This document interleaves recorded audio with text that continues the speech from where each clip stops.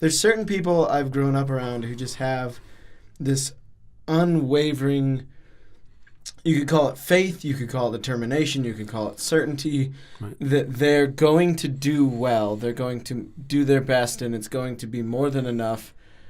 Like Josh Thurman and his dad, super similar situation.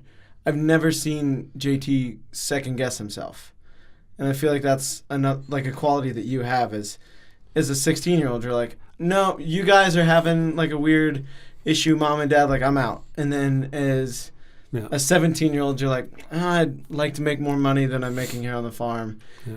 I'm going Go to take do something over else. a wireless stereo shop. Like, that's so awesome. Honestly, it's the people around me have given me good opportunities to be able to be successful, and they see the determination and the creativity. I think, probably 80% of it is creativity, and the other 20% is entirely just straight out stupid determination to make it.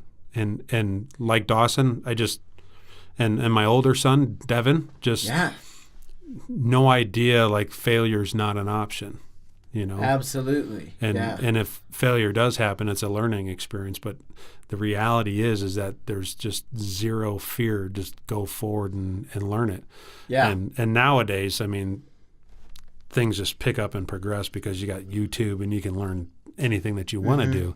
Listen to podcasts, do different things, and really take on that kind of education like super fast. You can turn the wheel even faster. So. The stuff that we're doing today in the wood shop and doing things is I never dreamt I'd do.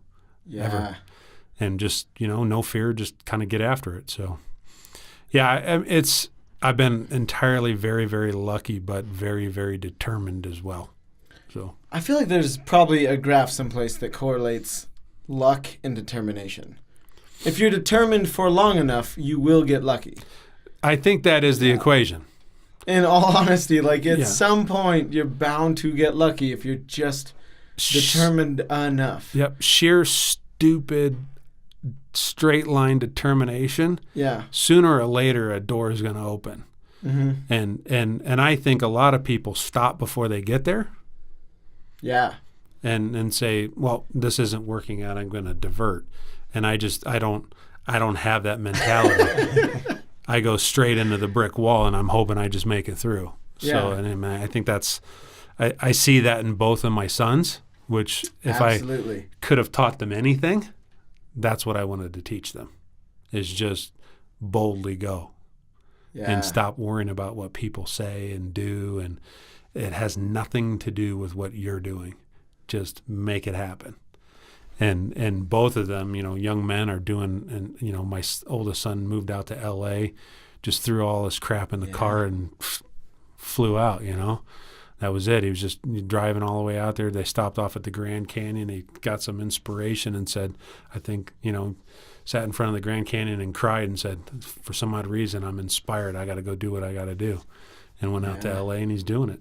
So, it's pretty cool. And my wife, Megan, is a little bit more kind of let's just stay around and kind of she's a very, very strong woman, but it's a 10-mile radius. Yeah, it's a different kind of strength. It's a different kind of strength. Yeah, that's super strong lady. And you guys have made superhumans.